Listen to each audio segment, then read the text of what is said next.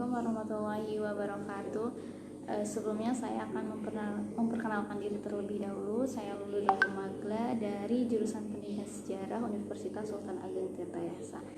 Nah, pada kesempatan kali ini saya akan sedikit menjelaskan mengenai tokoh dalam historiografi Eropa modern, yaitu Immanuel Kant.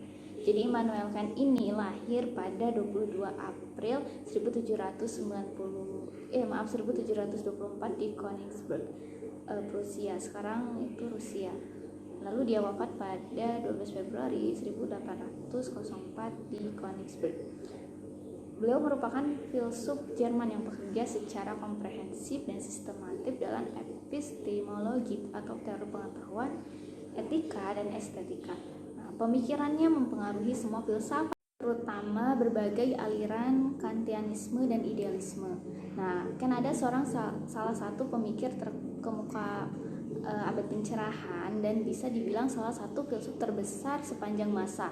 Dalam dirinya ada tren baru yang dimulai dengan rasionalisme atau penekanan alasan, dan René Descartes dan empirisme, yaitu penekanan pengalaman. Nah, dari Francis Bacon. Karena itu, beliau meresmikan era baru dalam pengembangan pemikiran filosofis. Nah, pada karya atau pemikiran Kant merupakan suatu kajian yang cukup rumit, sedikitnya karena ada dua alasan. Pertama, Kant membongkar seluruh filsafat yang sebelumnya, lalu membangunnya secara baru. Filsafat tersebut oleh Kant sendiri. Nah, itu disebutnya kritisme, untuk melawankan atau membandingkannya dengan dogmatisme dalam sebuah karyanya yang pikiran filosofis. Nah, pada karya atau pemikiran Kant merupakan suatu kajian yang cukup rumit, sedikitnya karena ada dua alasan. Pertama, Kant membongkar seluruh filsafat. Lalu dalam sebuah karyanya yang berjudul Kritik der reinen Vernunft atau kritik akal budi murni, Kant menanggapi, mengatasi, dan juga membuat sintesa di antara dua arus besar pemikiran yang modern, yaitu empirisme dan rasionalisme.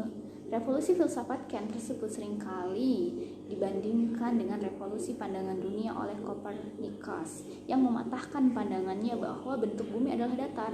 Nah, kedua sumbangan Kant dalam etika. Jadi dalam karya yang berjudul Metafisik der Sitten atau Metafisika Kesusilaan, kan membuat distingsi di antara legalitas dan juga moralitas, serta membedakan antara sikap moral yang berdasarkan pada suara hati yang disebutnya otonomi, dan juga sikap moral yang asal taat pada peraturan atau pada sesuatu yang berasal dari luar pribadi yang disebut heteronomi. Nah, lalu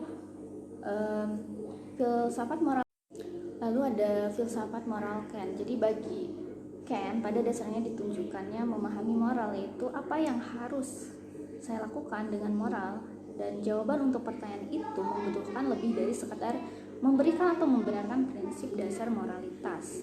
Nah, Kant melalui karyanya menghasilkan pernyataan yang tepat dari prinsip atau prinsip-prinsip yang menjadi dasar semua penilaian moral kita. Dalam formula kemanusiaan, Kant mengklaim bahwa sifat rasional dan atau manusia humanis, dan secara umum setiap makhluk rasional adalah sebagai tujuan itu sendiri.